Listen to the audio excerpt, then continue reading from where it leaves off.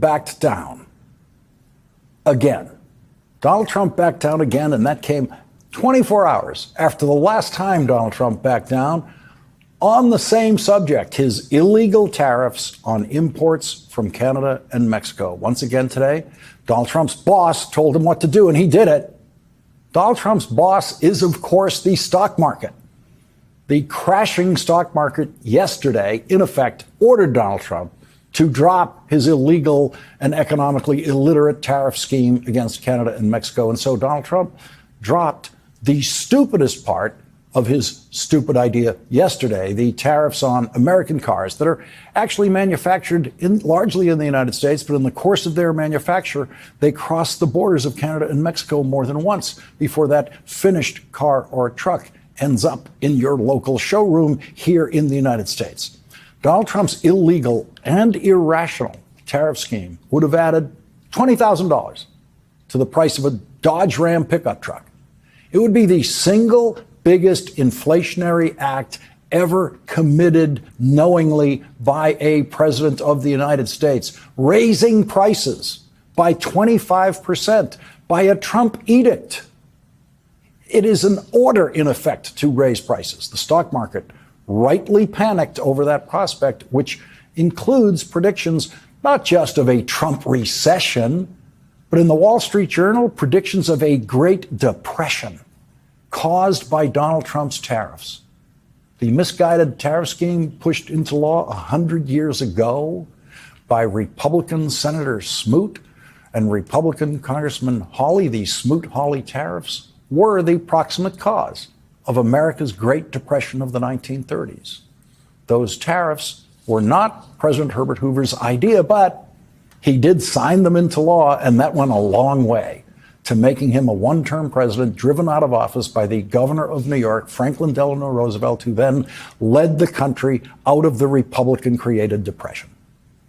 With the stock market crashing again today, Donald Trump announced that what he lyingly called a pause of the implementation of some of his illegal tariffs against Canada and Mexico for 1 month, his standard pause period.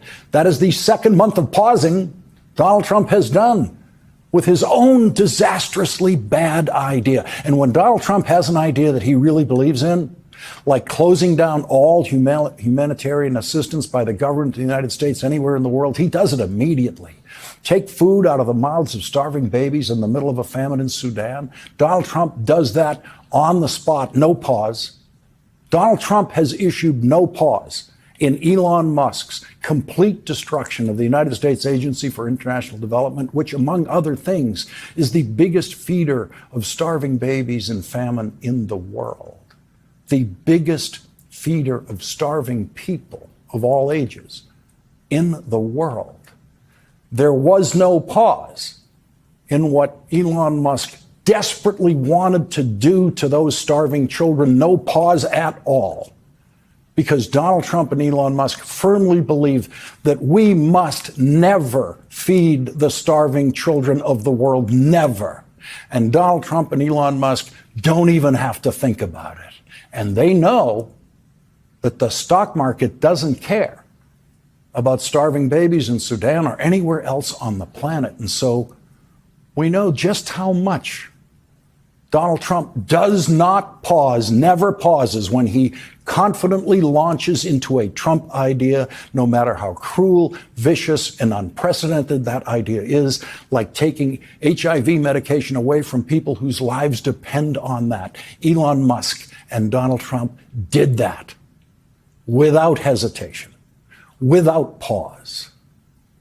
So when Donald Trump pauses for 30 days, that's Donald Trump publicly confessing, this is such a bad idea, even I can't do it.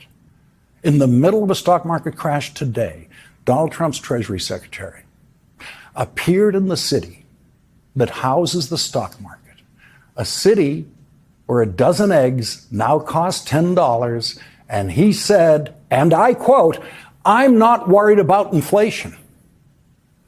After the first Trump presidency, I thought it was going to be difficult to find a Treasury Secretary more ill-suited to the job than Donald Trump's first Treasury Secretary, but he's done it. He's done it again.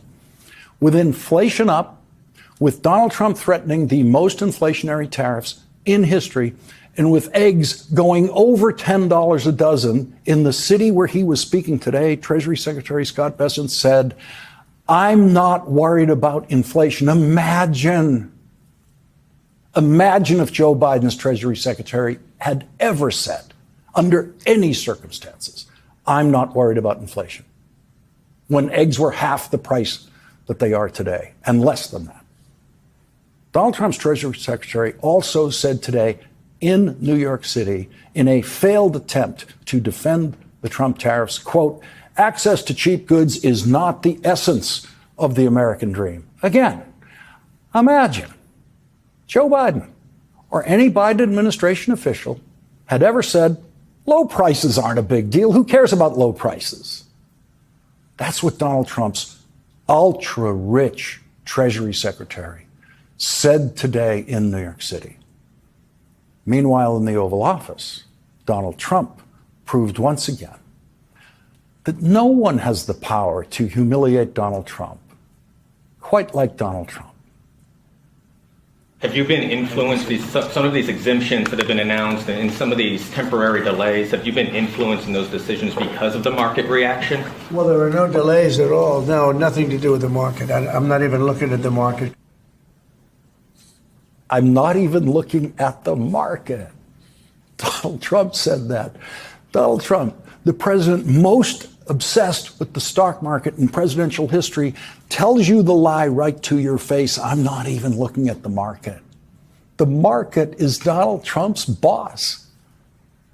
If you watch the stock market during Donald Trump's tariff games, you know exactly what's going to happen next. Here's Donald Trump humiliating today's Donald Trump, who told the lie, "I'm not even looking at the market." So I won the election. The markets went up thousands of points. Things started happening. You started doing things that you would have never, even though I didn't get sworn in until January 20th. But they refused to do that. And let me tell you, if for some reason I wouldn't have won the election, these markets would have crashed. And here's Donald Trump 3 weeks ago, humiliating Donald Trump today. I think the stock market's going to be great. In other words, we will rapidly grow our economy by dramatically shrinking the federal government, and we have to do it. Yeah, he doesn't care about the market. In an editorial today, the Wall Street Journal picked up on a point that I made here last night in some detail, that the Trump tariffs are, in fact, illegal. The Journal notes that Donald Trump is invoking the 1977 International Emergency Powers Act to justify his tariffs on Canada. But the Journal points out there is nothing happening with Canada that meets the legal definition of an emergency, and there is nothing in that law that specifically authorizes the president to impose tariffs in that kind of emergency. The Wall Street Journal notes presidents have used the law to freeze assets of foreign governments and nationals, restrict U.S. companies from doing business with them, limit export of technologies, and ban imports from adversaries. In March 2022, President Biden used the law to ban imports of Russian energy, seafood, and alcoholic beverages, but notably not to impose tariffs. The Wall Street Journal editorial notes that the Trump tariffs against Canada could not survive a legal challenge. There is pre-existing law governing trade among the United States and Canada, and the United States and Mexico. It is the rewritten version of the North American Free Trade Agreement that Donald Trump himself and his team negotiated and signed with Prime Minister Trudeau during the first Trump presidency and with the president of Mexico, which Donald Trump then called the greatest trade deal in history. For the first time in American history, we have replaced a disastrous trade deal that rewarded outsourcing with a truly fair and reciprocal trade deal that will keep jobs, wealth, and growth right here in America.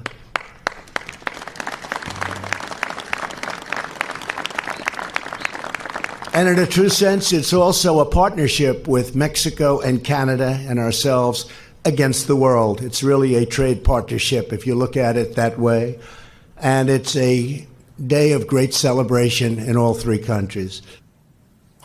So the president who claims to have negotiated the greatest trade deal in history now believes that is a terrible trade deal. And he alone has decided to violate his own trade deal himself.